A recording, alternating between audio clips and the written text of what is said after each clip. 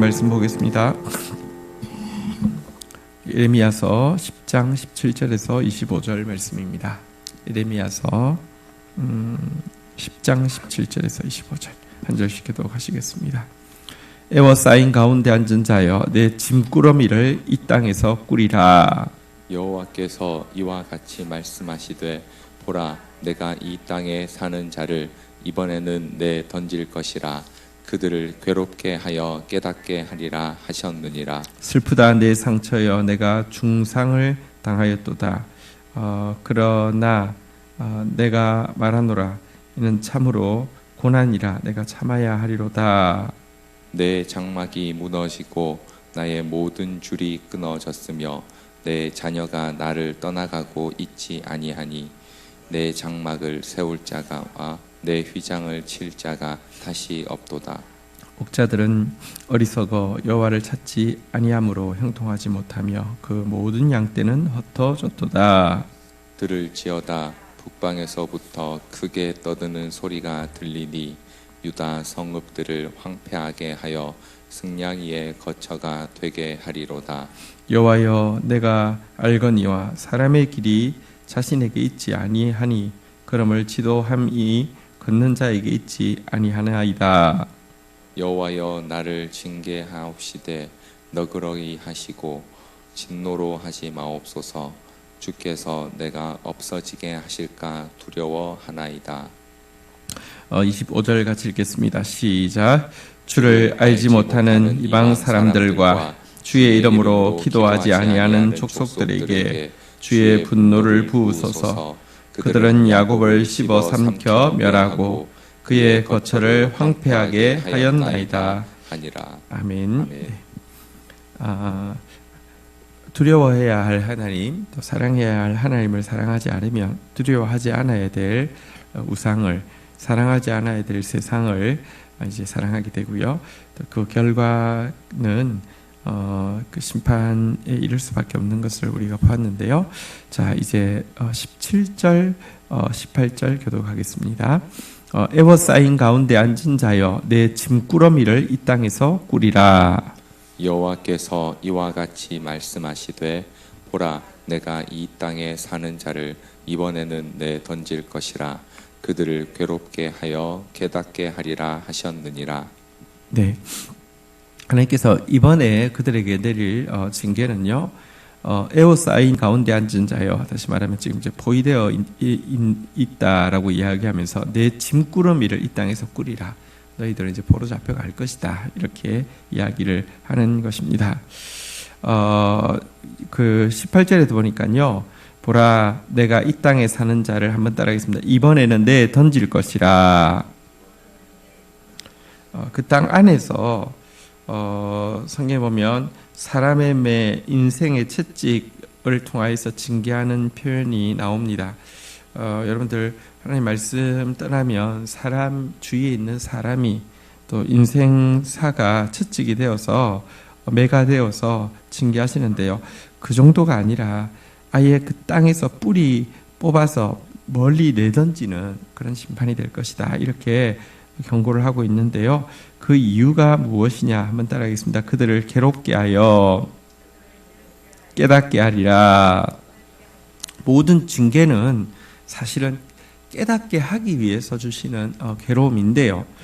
근데 아무리 깨닫게 하기 위해서 주시는 괴로움들이 많아도 내성이 생겨가지고요, 이 땅 안에서는 이제는 통하지를 않기 때문에 도관이라는 틀 안에서는 이제 통하지 않으니까 풀무불 같은 바벨론에 내던지시겠다. 지금 이렇게 이야기를 하면서 빨리 짐 싸라 이렇게 이야기하고 있습니다.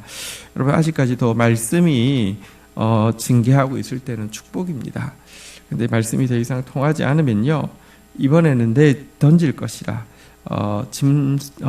내 짐꾸러미를 꾸리라. 이렇게 이야기하면 얼마나 두려운 일인지 모릅니다.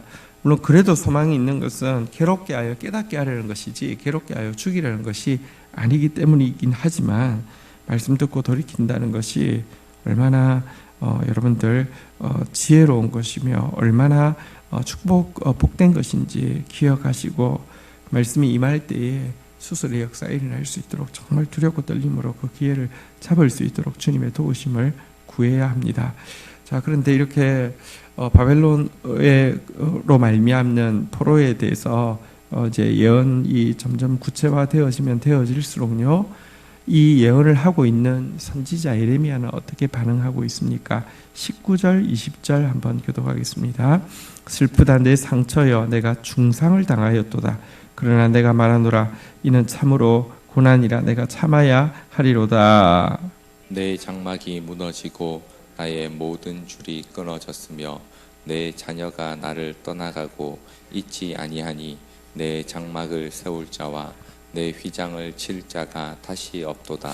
자, 이 징계에 대해서 예언하고 있는 예레미야가 이렇게 이야기하고 있는데요. 이 본문에 보면 두 가지가 눈에 띕니다. 먼저 한번 따라하겠습니다. 이는 참으로 고난이라 내가 참아야 하리로다. 너무너무 힘든 일이지만 이 예언을 해야 되는 것, 또 그 예언은 실제가 될 것인데요. 이 실제가 되어질 일은요, 너무너무 큰 고난이지만, 다시 한번 따라하겠습니다. 내가 참아야 하리로다.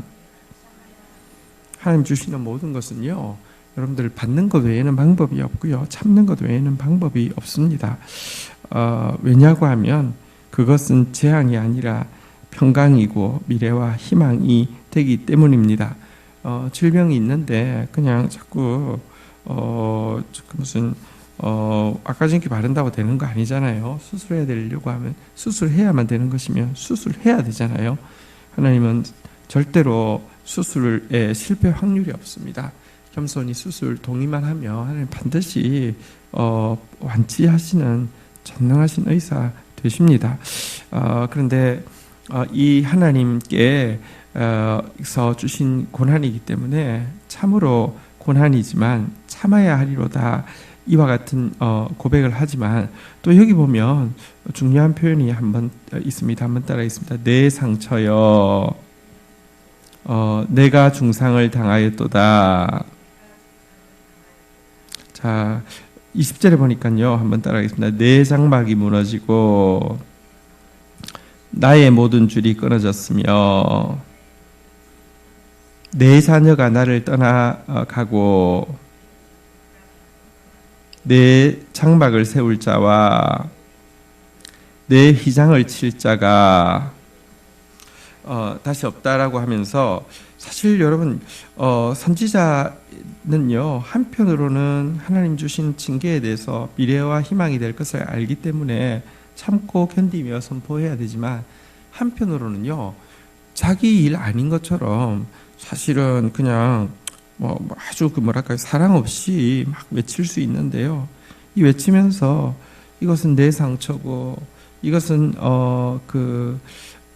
내 장막이 무너지는 것이고, 내 줄이 끊어지는 것이고, 내 자녀가 나를 떠나가는 것이고, 사실 예레미야는 독신으로 살았으니까 자녀 없습니다.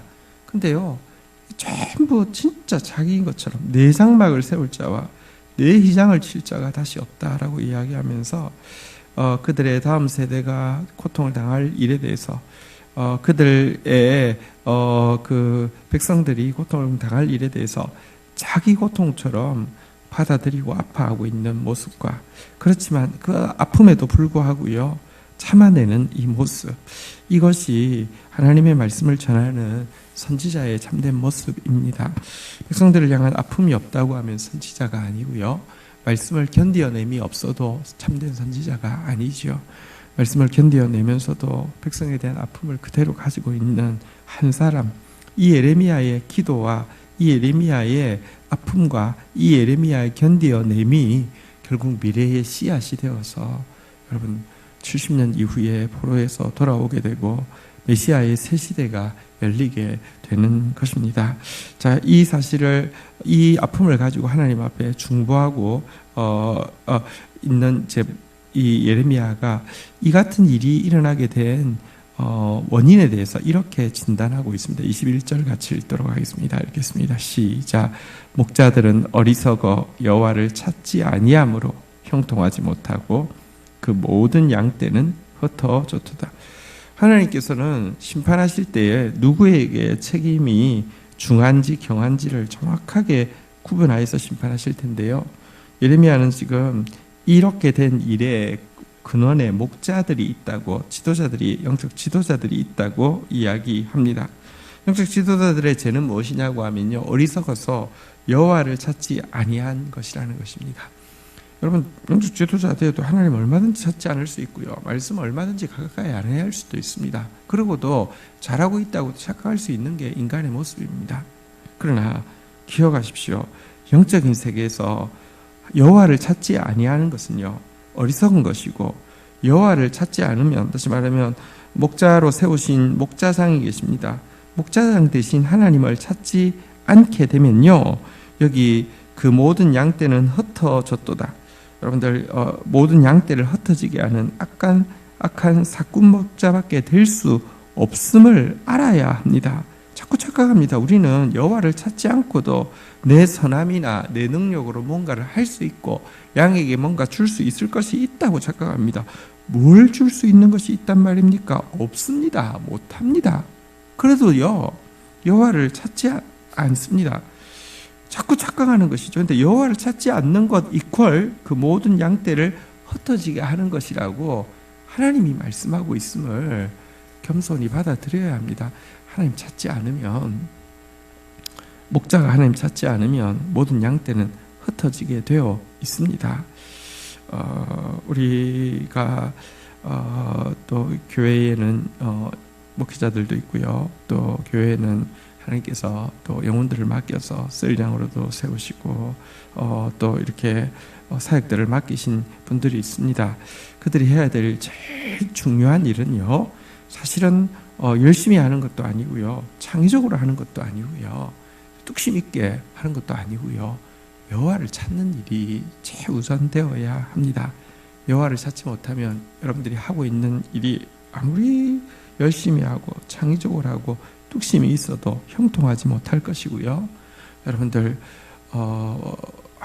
선한 목자 되신 주님의 임재가 없는 곳에서는요, 모든 양떼는 흩어지게 되고요, 밖에는 악한 이리들이 기다리고 있다는 사실을 명심해야 합니다.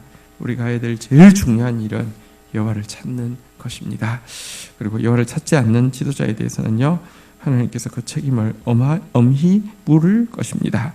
자, 이제 하나님 앞에서 이제 포로됨에 대해서, 이 고통에 대해서 이제 예언하고 탄식한 예레미야는 이렇게 중보하고 있습니다. 자, 22절부터 우리 그 23절 먼저 교독하겠습니다. 들을지어다 북방에서부터 크게 떠드는 소리가 들리니 유다 성읍들을 황폐하게 하여 승냥이의 거처가 되게 하리로다. 여호와여, 내가 알거니와 사람의 길이 자신에게 있지 아니하니 걸음을 지도함이 걷는 자에게 있지 아니하니이다. 자, 이 예레미야는요, 한번 따라하겠습니다. 들을지어다. 들리니까 이 사역을 하는 것이죠. 보이니까 이 사역을 하는 것이죠. 그에게는 이미 들리기 시작했습니다. 북방에서부터 크게 떠드는 소리, 유다 성읍들을 황폐하게 만들기 위해서 다가오고 있는 북방에서부터 내려오는 이 세력의 소리가 들리고요, 유다의 성읍들이 승냥이의 거처가 되는 모습이 보입니다. 자, 이 무시무시한 심판 앞에서요, 예레미야가 중보를 하는데 진리를 정확하게 꿰뚫으면서 중보를 합니다. 여기 23절에 보십시오. 여호와여, 내가 알거니와, 한번 따라하겠습니다. 사람의 길이 자신에게 있지 아니하니 걸음을 지도함이 걷는 자에게 있지 아니하니이다. 여러분, 이스라엘 백성들은요, 유다 백성들은요, 자기 길은 자기에게 있다, 자기 결정에 있고 자기 능력에 있고 자기 수완에 있다, 걷는 자인 자신이 자기의 미래를 열 수 있다라고 온 백성들이 믿고요, 온 지도자들이 믿고요, 그 길을 열기 위해서 애굽에 잘 보이려고 아수르와 동맹을 맺으려고 혈안이 되어 있고요. 여러분들, 내 앞가림만 잘하면, 내가 지금 이 재산을 잘 간수하고 내가 돈을 이렇게 견고하게 내 미래를 열 수 있도록 준비하면 아무 문제 없을 것이라고 자꾸 착각하고 있는데요. 정작 예레미야는 하나님 앞에 이렇게 자기 길이 자기에게 있다고 자기 걸음이 자기 걸음걸이에 있다고 주장하는 이 사람들과 달리 하나님, 이들이 자기가 가고 있는 길도 제대로 알지 못하고 자기 운명도 통제할 능력이 없는 좀 어리석은 존재입니다라고 기도하고 있는 것입니다. 여러분, 큰 소리 치면서 교만하게 자기 미래가 자기에게 있다고 이야기하면서 걱정하지 말라고 내가 다 알아서 할 수 있다고 이야기하고 있는 백성의 지도자야 말이 맞습니까? 아니면 그들을 위하여서 중보하면서 하나님, 저들이 가고 있는 길도 몰라서 그렇습니다. 자기 운명을 통제할 능력 1도 없는 비천한 존재입니다라고 중보하고 있는 여러분, 예레미야가 맞습니까? 결론적으로 예레미야가 맞잖아요. 그죠? 그러니까 이 기도가 힘이 있는 것입니다. 몰라서 그러고 있다고, 지금 저들은 안다고 큰 소리 치지만 몰라서 저러고 있는 거니까 하나님, 주권은 주님께 있는 것이니 하나님, 모든 인생의 걸음걸이를 지도하시는 주권자는 당신이시오니 하나님이시여 라고 기도하는 이 기도가 힘이 있는 것입니다. 그런데 지혜는 무엇일까요? 아니, 지금 예레미야가 남을 위해서 중보하고 있는 이 중보가 여러분들, 우리 자신의 인생이 이와 같다는 사실을 알고 인정할 수 있다고 하면 여러분, 얼마나 지혜로울까요? 얼마나 하나님의 징계가 감해질 수 있을까요? 괴롭게 해서 깨달으라고 하시는 하나님이 지금 그 상황 속에서도 깨달을 수 있다고 인정하시고 새로운 길을 열어주시지 않겠습니까? 기억하십시오. 사람의 길이 나에게 걸려있지 않습니다. 걸음을 지도함이 오늘 걷고 있는 내가 스스로 주장할 수 있는 게 아닙니다. 이 사실을 알고 인정하는 것부터 겸손이고요. 이 사실을 알고 인정하는 것부터 하나님의 교정이 자연스럽게 이루어질 수 있는 것입니다. 그러나 어쨌든 이스라엘 백성들은 아무도 이 일에 동조하지 않았, 이 진리에 대해서 공감하지 못했습니다. 아우, 내가 할 수 있다고, 걱정하지 말라고, 네 앞가림이라 하라고, 선지자야 네 앞가림이라 하라고 조롱하고 있었지 아무도 받아들이지 않고 있었습니다. 그러나 이렇게 진리를 외쳐놓고 나서는 24절에 이렇게 중보하고 있습니다. 같이 한번 읽도록 하겠습니다. 시작. 여호와여, 나를 징계하옵시되 너그러이 하시고 진노로 하지 마옵소서. 주께서 내가 없어지게 하실까 두려워하나이다.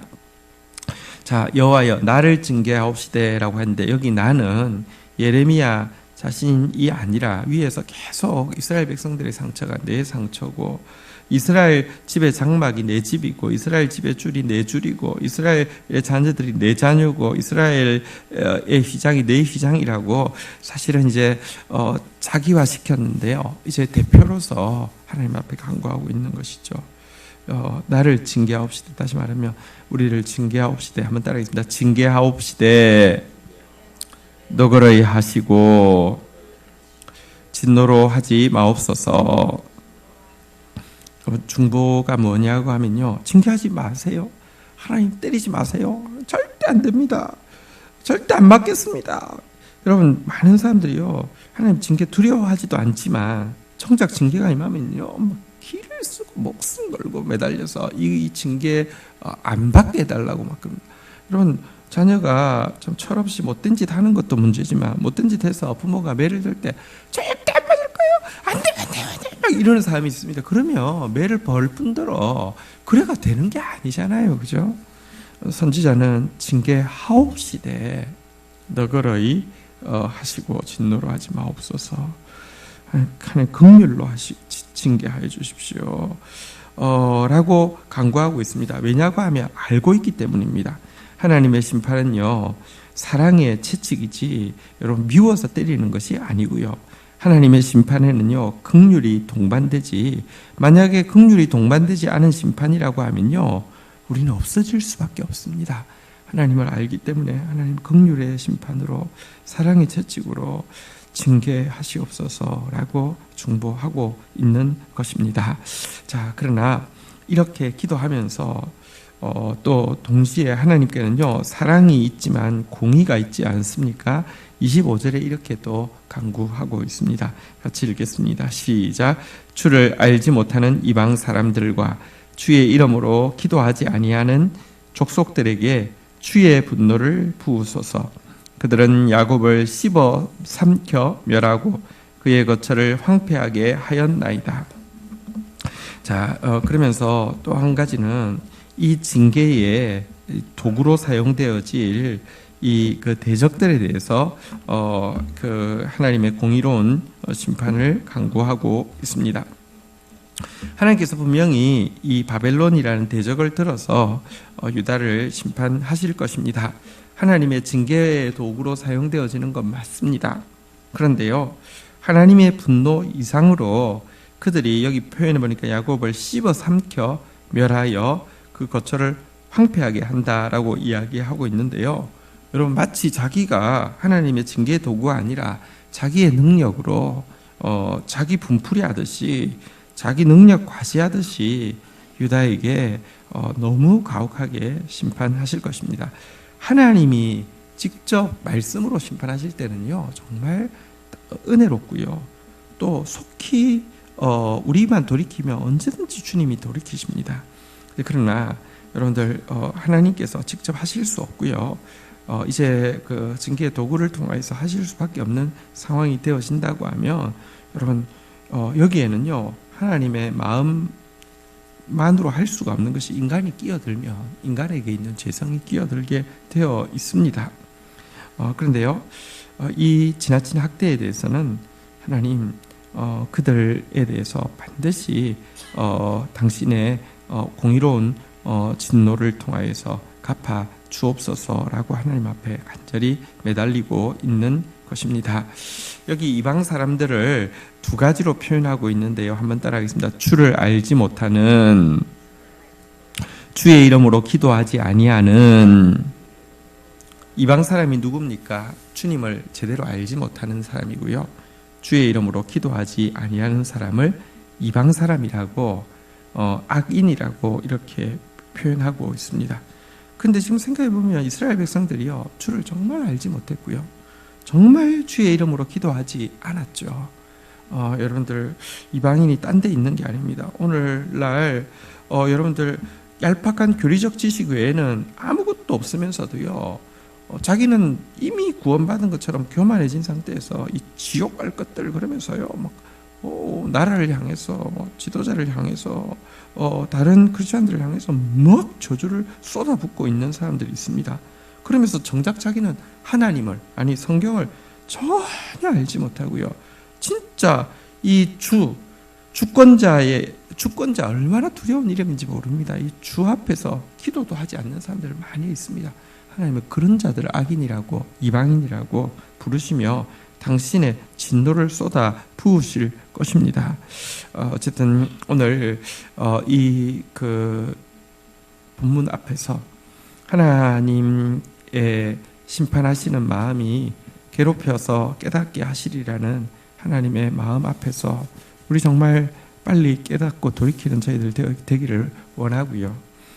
이 백성들의 상처 앞에서 정말 자기 상처라고 고백하며 아파하면서도 하나님의 말씀은 참아내야 한다고, 견디어내야 한다고 고백하는 선지자의 모습을 통하여서, 그리고 또 여호와를 찾지 아니하면 백성을 흩어지게 할 수밖에 없다고, 양무리를 흩어지게 할 수밖에 없다고 이야기하시는 이 경계 앞에서 영적으로 우리가 깨어서 일어나는 시간 될 수 있기를 주의 이름으로 축원드립니다.